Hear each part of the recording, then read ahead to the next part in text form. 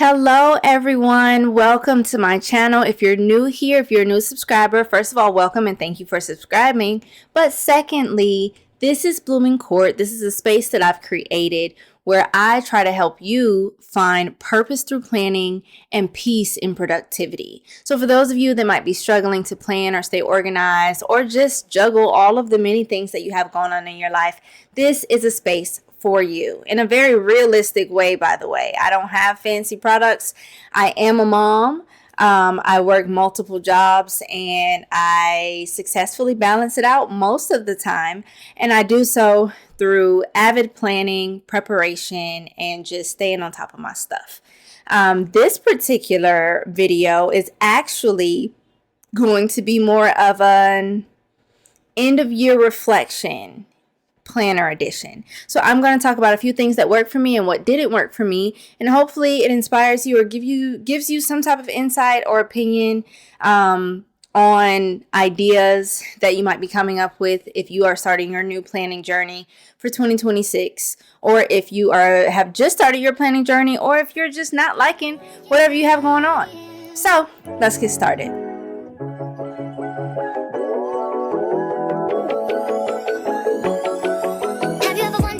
Before we get started, actually, I do want to celebrate my meeting end of the year goal for Lemon 8. I've reached 1,000 followers on Lemon 8. Thank you so much to all of you, especially those of you that not only followed me on Lemon 8, but then went and doubled back and found my YouTube and subscribed. I did notice that, and I truly appreciate you for your support. I hope that any of my content that I create brings you joy and satisfies the goal that I've set out to do, which is finding purpose through planning and peace and productivity. Okay, now let's get started.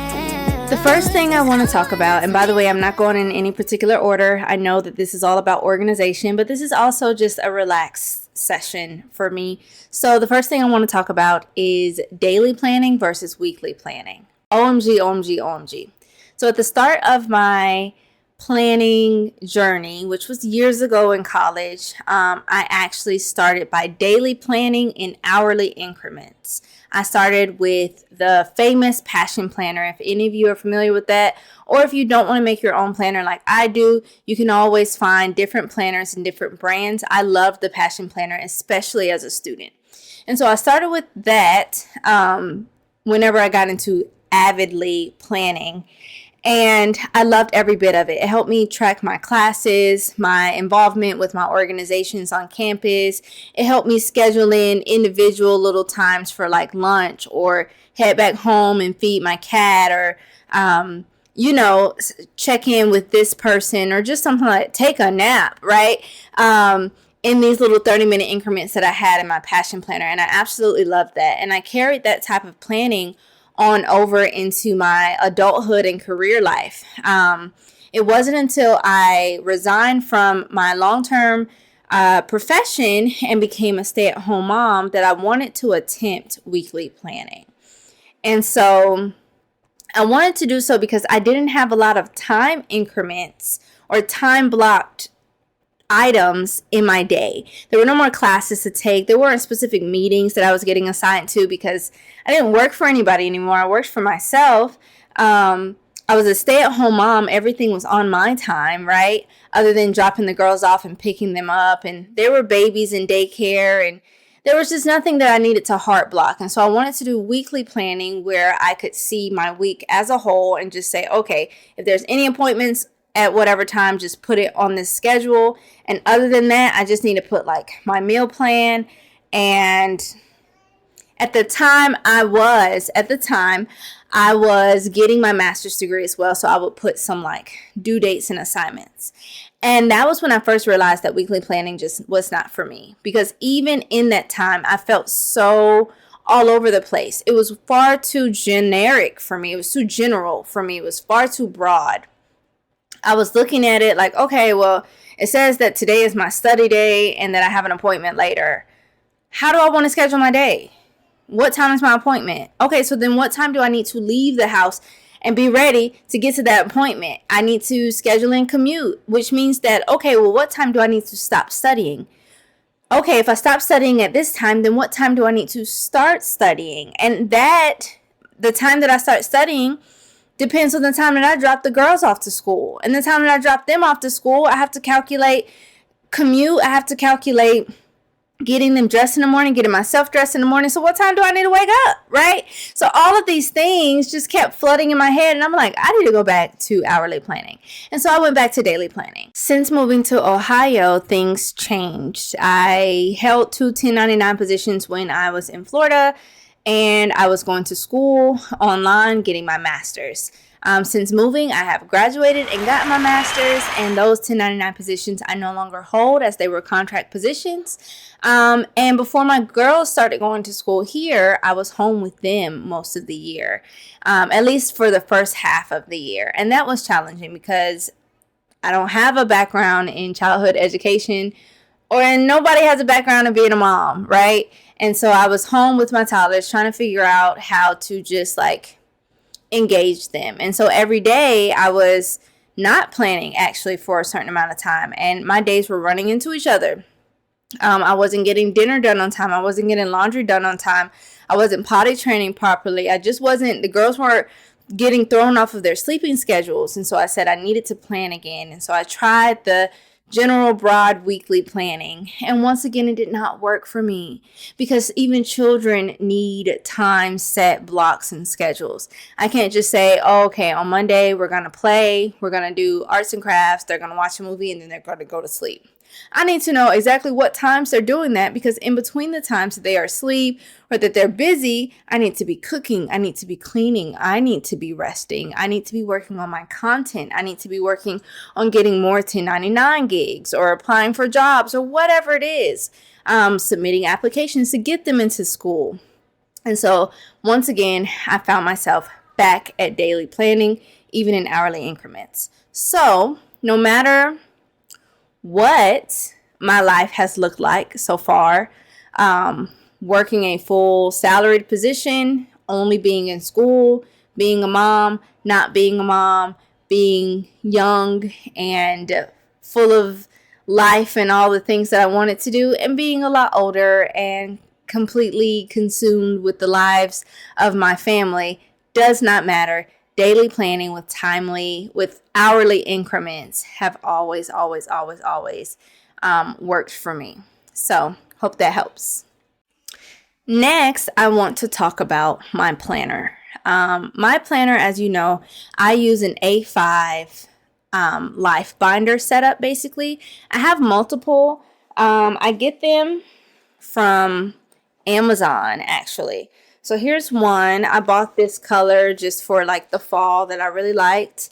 And then I also have this one. You may have seen it on one of my most recent videos. I used it as my academic planner for this semester because I am a part-time professor. But ultimately, this is my full life binder. I love her. I love her so much. This is her. She's beautiful. I really do. These are all the same brands from Amazon. They were like $8.99 when I got them. The prices might be going up. They might be on sale. I don't know. But whenever I get an Amazon storefront, they will be on there because I love them so much. But my life binder literally has evolved. So the concept of a life binder for me came up sometime this year whenever I said, okay, I'm done with my master's. I'm no longer working for a specific industry under someone's W-2 with a salary. I am a virtual assistant. I am a freelancer online. I am a full-time housewife. I am an aspiring professor at the time, was aspiring. And I'm an aspiring influencer / content creator. In addition to that, I manage my family's chores, finances. My husband does most of the big financing, but like day-to-day budgeting, finding coupons, getting the girls' clothes, taking inventory of what's in the house, all of those things, figuring out what we're going to eat every single day, the day-to-day stressful stuff that I can never just stop thinking about, that I can't just put on auto pay and pay the bills, I needed somewhere to put that. Holding that all in my head, 1, stresses me out. 2, I'm going to forget it. 3, it makes me feel so much better to get it out on paper because I am a planner. And so I decided to get a binder, literally. I said, I'm going to make a life binder. Do you want to see my original life binder? I'll show you. One moment. This is her. Yep. It says, get your together. Look how big she is. Beautiful. I had all of these tabs here, all of these dividers with these pockets that I would put my empty templates in and then like fill them out and put them behind the pocket. I had something for everything. I had episodes for my podcast, content ideas, different scripts for my podcast to like keep me on track whenever I'm interviewing. I had stuff for Airbnb because I was a property manager. I had stuff for finances, household stuff specifically for the girls, stuff specifically for me. There was a section for my goals and all of these things. And I was just going through paper and like printing off these things. And then I would leave the house and be like, oh, wait, that's in my binder. But I was not carrying that around everywhere. I was not doing it. On top of that, it was big and bulky and not cute. And I just could not make it cute enough, right? I'm not an artist. I'm a planner. I'm not an artist. I'm a housewife. I'm not an artist. I'm an executive housekeeper. I'm not an artist. I'm an influencer. I'm a podcaster. I'm a Virgo. I'm not an artist. My children are artists. Okay. So I just couldn't. So I wanted something smaller. And I started looking at different sizes. So for those of you that might be looking at creating your own planning system, these were some things that I did. I just Googled and YouTubed and Pinterest, right? And just looked at different planners and saw the sizes and tried to understand what would make different people want those things. And so things like Hobonichi planners or like size A4 planners or A7s and things like that, they were just too small for me. I had so much going on. I'm like, there's no way I can fit all of these things in there. And so while those binders and sizes may serve other purposes for me in the future, that's just not something that I wanted for my life binder. And so A5 for me, this particular size was perfect. The pages are large enough for me to fully write and put full templates on that work best for me. It's thick enough to hold enough items for me. And it fits into most of my bags. I'm not a huge purse carrier. I don't carry purses, to be quite honest. I carry work bags, like large totes. And whenever I'm not carrying a work bag or a large tote, if I'm just out running errands, I literally carry a fanny pack. Yes, a fanny pack. I either put it around my waist or I use it as a crossbody, and that's what I wear. Not a purse girl. But when I wear my fanny pack or whatever, this is like in my front seat. And whenever I have my work totes, this is in my work tote always, and I'm constantly referring to it. Sometimes people ask me questions, like my husband will ask something, or maybe I'm at work and somebody will ask something, and I do not remember. But my brain will say, I don't know, but let me check. And I will literally go to my life binder, and she always has an answer for me. There's a note that I put in there last week that I didn't think I would need again, or there's like a reference to this, or there's just some type of answer that, or something that leads me to an answer, and she's right in here. Love her, love her, love her. So that's why A5 binder works for me. Does that help? I hope that helps. Okay, next thing. As you all know, I love a good inbox. I do. I love a good inbox. For those of you that are new to planning, an inbox is a section in your planner that serves as a catch-all, right? Whenever you're sitting down and you're like, I need to do this and I need to do that, and there are all of these things that I need to do. I need to pay this bill. I need to set up this appointment. I need to transfer this money on this date for this reason. I need to schedule this reservation. I need to purchase this item. I need to start working on my next goal, whatever it may be. Call this person back.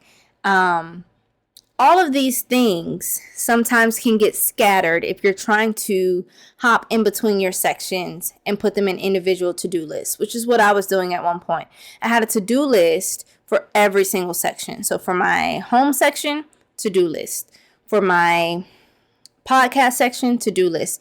For my social media, content creating section, specific to-do list, right? And I was hopping between them every single time that I was doing my daily planning, trying to extract each and every single to-do list item to put on there. When then I discovered an inbox, and I did so because I was so frustrated with the process that I had going on. I Googled it. What do I do? How do I multitask to-do list? I think that I put, and I started seeing inboxes. And I learned more about them, and I started seeing different systems. A lot of people have different systems for their inboxes. Some planners have inbox sections in their planners that have all these different pockets and different calendars and things. They're really cute the way they set it up. Maybe even a sticky notes section. Some people just have an inbox list. Like me, I have an inbox list. This is my November, December inbox list. And it has all of my like different tasks, and then it has my different categories. And so whenever I want to reference what is it that I need to do, or maybe even some days, on Fridays, I have like a free, empty, open day, right? Where I'm a little bit more flexible. On those days, I'll say, grab something from my inbox that's not time sensitive and knock it out. And so I just love a good inbox. Love it, love it, love it. Next thing, highlighting versus using colored pens. So let me explain. I love colored pens. I always have. I usually use like the Inkjoy brand, this brand right here, the Papermate Inkjoy Gel. I love these pens. I really do. They last a really long time and they look really great whenever I'm writing. However, it would take me so long to color code. It would take me forever. So like if the girls' color was pink and my color was, I don't know, black, and household stuff was yellow, and behind the service, my podcast was purple. Anytime I was writing things for them, I would have to remember what it was, click out, pick it up, and write it back down, even though I wrote it in pencil first. And so that would bother me because sometimes I would mess up. I would just be so focused on like exactly what I want to do for the week and what I'm planning and zone out that I realized I've written like half of my categories in pink, right? And now I can no longer color code. And so I said, okay, there's got to be a way to stop this. And so there was. I decided to get one gel pen. Really cute. She's really cute. She only writes in black, by the way. She's just super cute. This is Sharpie S Gel. And I decided to get one black pen and then get a bunch of highlighters. And so now I have all of these different highlighters that I use. Actually, I used to use like these, the big old school highlighters from like Dollar General, but now I recently went and got some Mr. Pen highlighters that I've been using that I really, really, really love.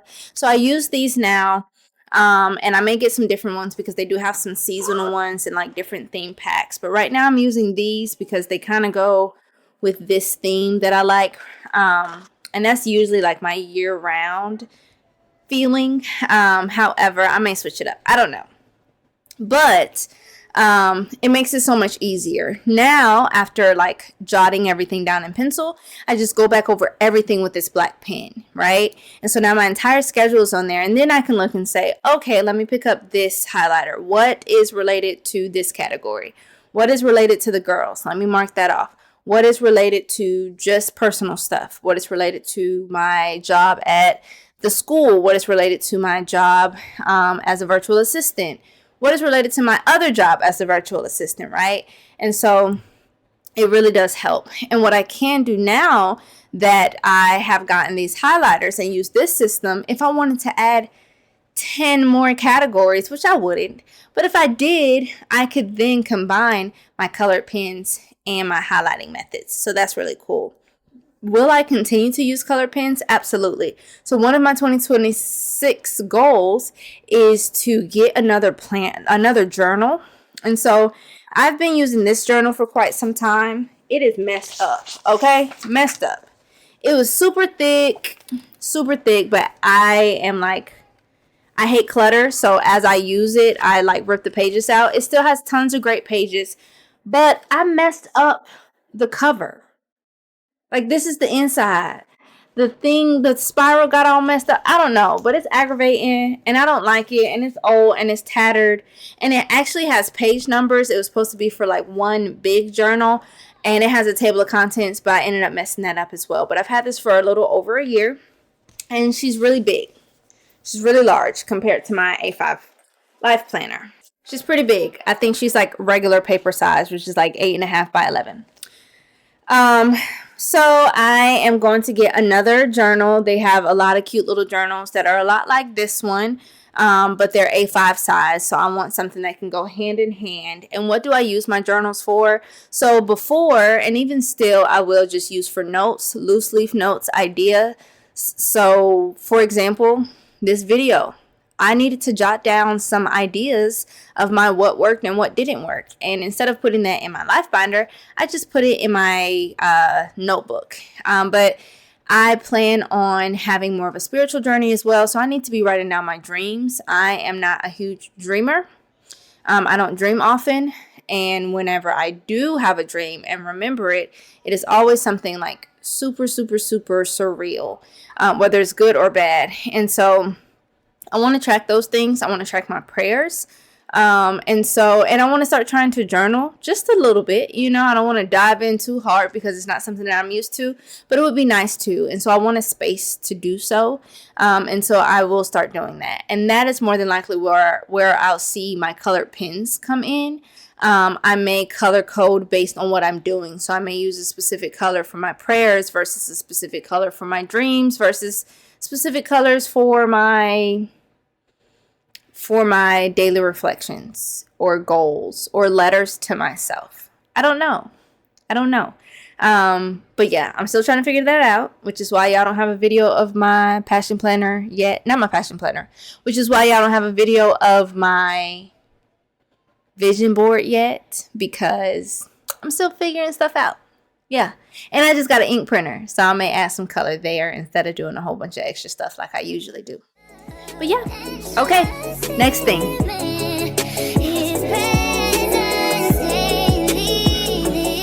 Printed templates versus bullet journaling and drawing them myself. Oh my goodness. I know y'all like, girl, you did that? Yes, I did that. Yes, I used to do that. I started off bullet journaling. Okay.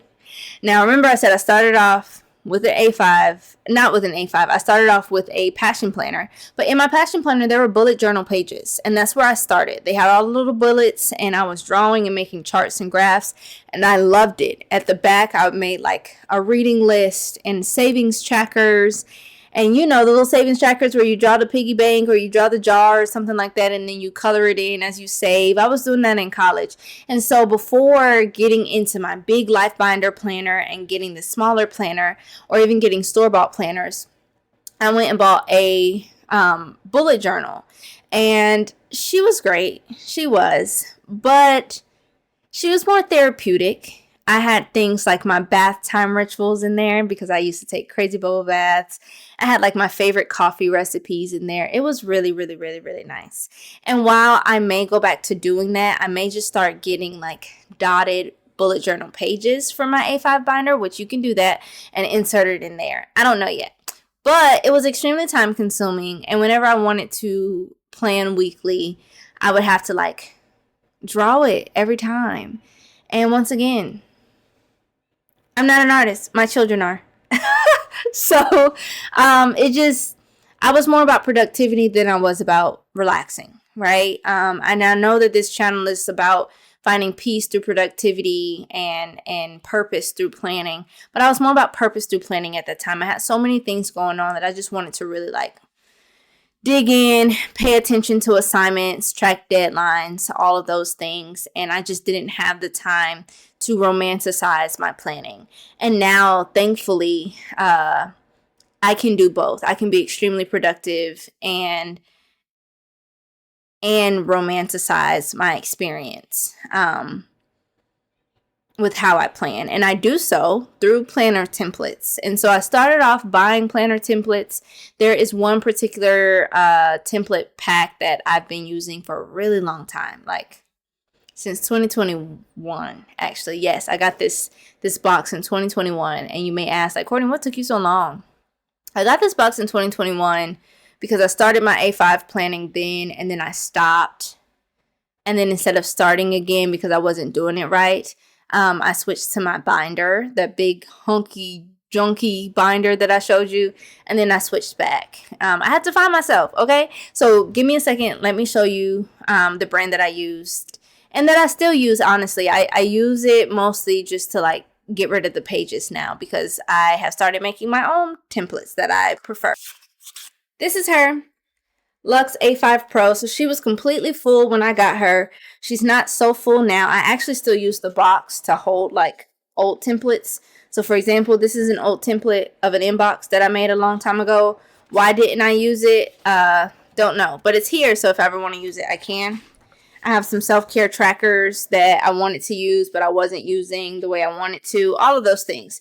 So here are just some scrap papers. But here is their daily planning. So they have this daily planner page that I really like. There are some things I like, some things that I've reused from it, and some things that don't really work for me. Like the water tracking thing, I don't track stuff like that. The progress goals, today's wins, exercises, things like that I wasn't using. Some days I would, some days I wouldn't, but I wasn't consistent.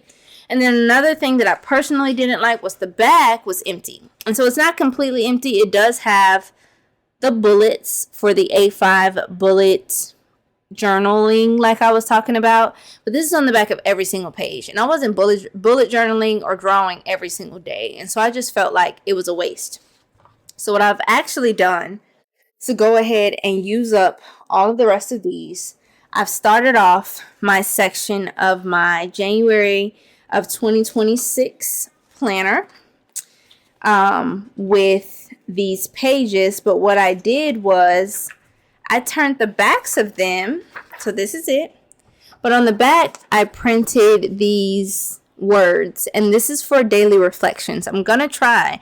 I'm just going to start at the beginning of the month. And if it doesn't go through because I didn't like it, then I'll stop. But if it doesn't work out or I'm not consistent just because I couldn't, I'm going to keep trying. And so here I am. I have faith, flesh, and focus. And there's a reason that I have this going on. It aligns with my 4 pillars of focus for my 2026 goals and my vision board. And I'll break that all down in another video. But yes, so I love templates. I love buying templates, but I have not bought templates in a few months actually because I consistently have started making my own templates that I prefer. It's cheaper to do so. It's fun to do so. And every single time that my life changes or I'm in a different season of bloom, or I'm in a different stage in my life or a different focus, or even like a difference in the day versus the week versus the month, every day can look different for me. Every week can look different. Maybe during an academic semester might look different for me whenever I'm on academic break, right? And so, or summer break looks different from winter break. And my girls look different. Their schedules look different around the times that it's the holidays and birthdays come around. And so I keep just a lot of different templates on a thumb drive that I've created on Excel or Canva that just work for me. And maybe I even just change it based on my aesthetic. Maybe I have the same exact planners or the same exact templates, but I change the decor on it, or I add a different logo, or I add a different emblem to remind me of something symbolic, or just to go with the theme of whatever binder I switch out for the time being. And so I love that flexibility. I love being able to switch up things how I need to, which is why I like day-to-day planning, which is why I like hourly planning, which is why I like my DIY binders, which is why I prefer A5 inserts instead of finding something that's already put together, and which is why I prefer planner inserts over bullet journaling. Next, last but not least, this is my new favorite, okay? Are y'all ready? Decorating. Oh my goodness. Okay, so I was just a productivity planner, all right? Write it down, highlight it, there go to decoration. You got different colors on there, okay?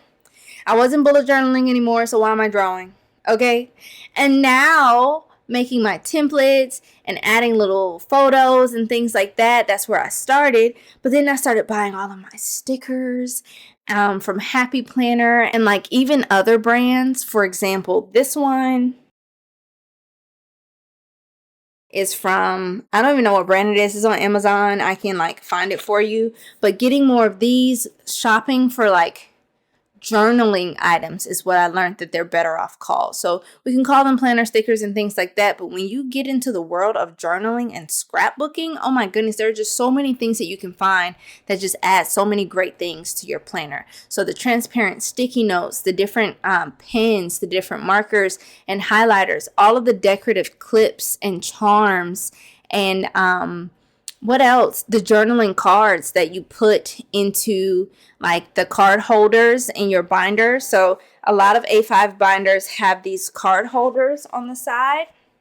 And I didn't know what to put in there because I don't put my credit cards and stuff like that in there. And so mostly I use it for my sticky notes.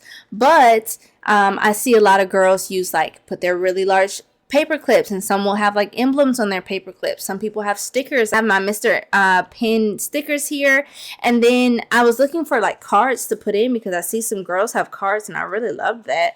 And I was kind of envious and I didn't know what to look up. I was looking on Etsy and I just couldn't find anything, and I found that they were called journal cards. So look at journal cards. But yes, getting into the world of scrapbooking and combining it with planning has been the best thing ever to me because it has made my planning process so therapeutic. It has helped me find that peace in productivity part that I was talking about. It has been beautiful. Lighting a candle, getting a hot cup of tea or coffee, getting a little snack, sitting down at my computer whenever the house is down or early in the morning, and just making all of the work that I have to do look so pretty and come all together, and just combining all of my different colors with my highlighters and colors with my pens, with my stickers and washi tapes. Like I just got into washi tape. I'm so not good at it. If you follow me on Lemonade, you'll see a post with all of my attempts to do different dashboards with washi tape. And one of my like final attempts that I made with my dashboard, I actually used no washi tape at all. Like there's no washi tape on this. I just like did highlighters and stickers because I'm bad at it. But you better believe there's still washi tape in my Amazon cart because I'm not giving up, because it's so pretty to me and y'all make it look so pretty. All of the influencers make it look so pretty, and I'm gonna try.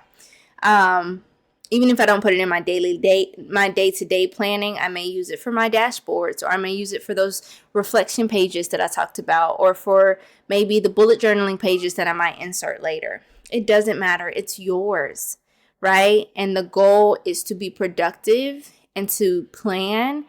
And if making it pretty is going to make you look back at it, then do so. Look back at it. Yes, do so. You ever write something down or it's messy and your brain's like, I don't even know what it says. I don't want to look at it. It just looks like trash, right?